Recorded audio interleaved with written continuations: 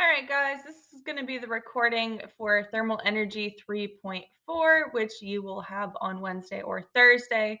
So, this is the wrap up of our thermal energy unit, and we'll also go into a little bit of review for our test next week. The idea is if you are in sixth hour to have your test on Tuesday, if you are in my first hour to have it on Wednesday. That could end up being pushed to the next day, so either Thursday or Friday, but either way, we're going to be prepared. So, like I said, wrapping up thermal energy. And so, one of the main things we're going to do to wrap up today is kind of reflect on our scenario that we have been looking at. But first, go ahead and click into your assignment.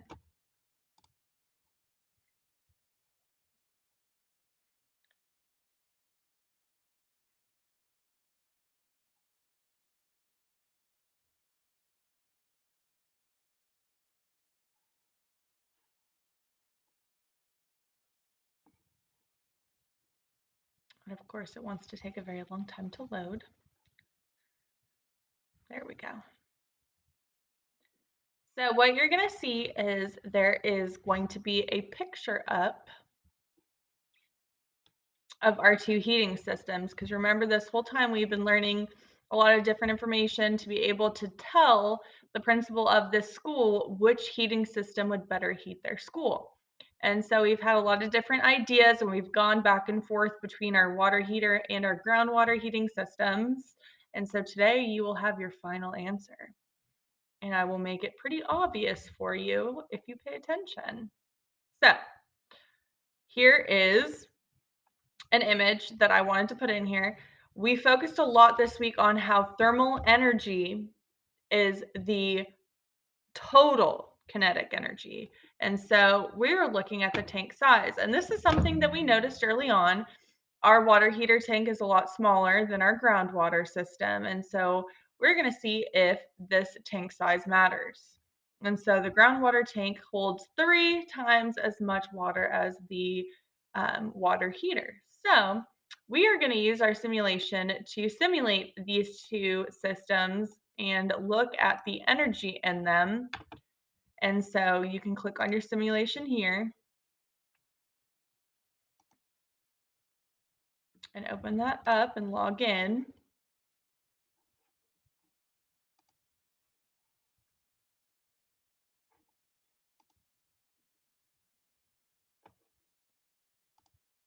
Gonna close some tabs, maybe that will help it go faster.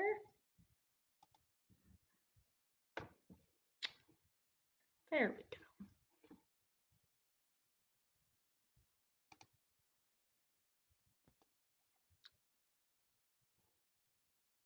So what you're going to do in your simulation, you can see you have two tests. The first one is going to simulate the water heater system, and then the second test is going to simulate our groundwater.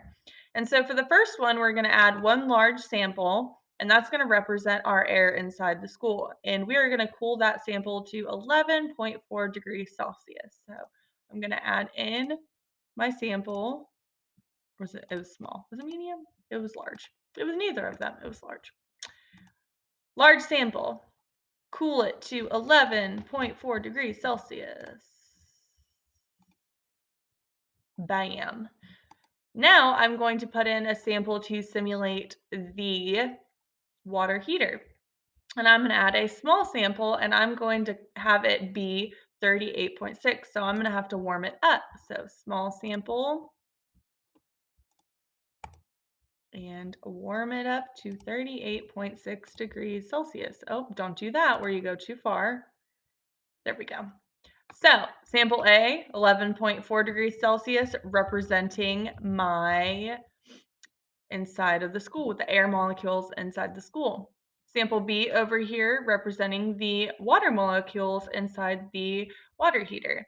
I'm going to turn on my kinetic energy and my energy transfer just to see, and we can tell that this has some more warmth over here, and I'm going to connect them.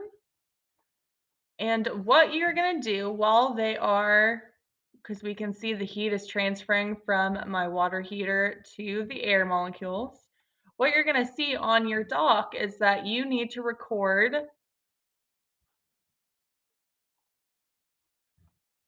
Excuse the dog sign in the back. You need to record if it wants to load here. There we go. You need to record your equilibrium temperature. So we know we have our two systems and our tank size over here and our starting temperatures, but we need to do when they reach equilibrium. And it's the temperature, because I'll tell you a hint, they probably won't both reach equilibrium in their energy. Their thermal energy won't reach equilibrium, but their temperature will. And so looking, we can see it's still going. And remember, you do have your speed up button over here if you want to speed up the process.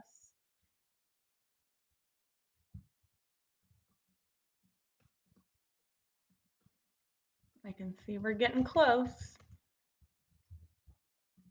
So now my temperatures have reached equilibrium. Both samples are 18.2. And like I said, my thermal energy is not at equilibrium, but that's okay because sometimes it might not be possible for the energy to be that way, especially because we have two different size samples. And what I hoped that you got from this is that my sample A is obviously large and my sample B is smaller. So my sample A has a lot more thermal energy because it is larger and there's more kinetic energy.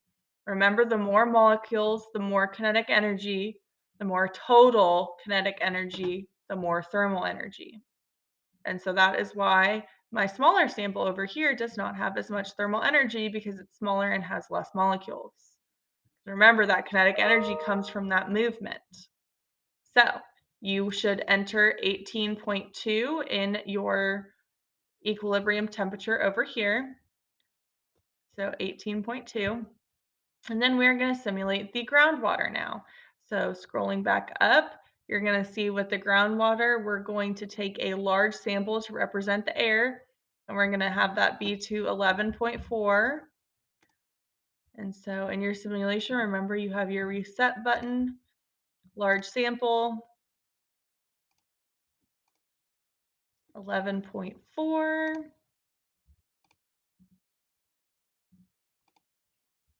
And then we're going to put our groundwater, and that's going to be simulated by another large sample, and that is going to be warmed to 29.5. So you're going to put in your large sample. It's going to be warmed to 29.5, which should only be one click. I'm going to turn my energy on just to see.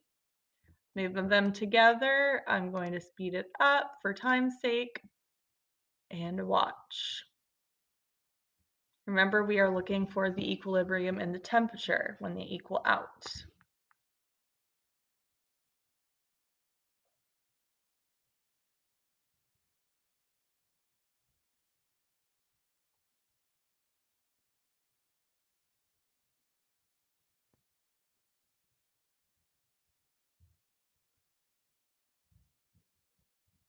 Almost there.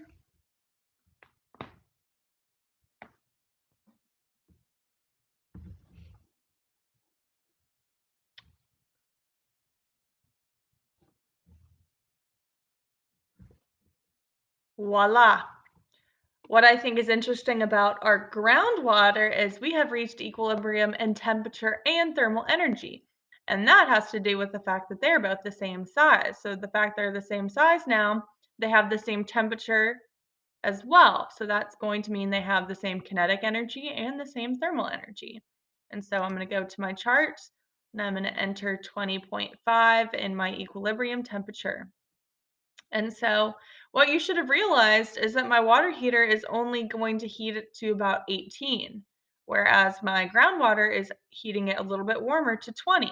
And most of you thought in the beginning that the water heater would be better because it was starting at a hotter temperature, and it turns out that that's not the case. So what you're going to do is, based on your findings down here, tell me which one you think would do a better job heating the school. You will then scroll down and write your proposal. It is going to be at least 4 sentences, so we're aiming to 4 to 5 sentences. First sentence should answer your question, so which heating system will warm the air better or more? And then make sure you include 2 pieces of evidence to support your answer in 4 vocab words. I have this whole list here of a few words to jumpstart you. I also have some sentence starters for you if you need help with that. if you are confused about your evidence, just today's simulation is a great piece of evidence, and you could split that up into multiple pieces because it was multiple parts. And so, but we've done a lot of different things throughout this unit, and there's a lot of evidence. You just need to make sure you back up your thoughts with vocab and reasoning. Okay. So, the other thing before I end this is there is review games. There was this mystery song review game, which we'll come back to on Friday, but you can use that. I have a Blooket, a Kahoot, and then down here, I wrote a little cheat sheet of the key points because we learned a lot of different key points and how they are all related as far as temperatures related to the kinetic energy. Kinetic energy, there's average, there's total. There was a lot of different stuff. So, this cheat sheet should kind of help you make sure you are on the right track for our unit test next week.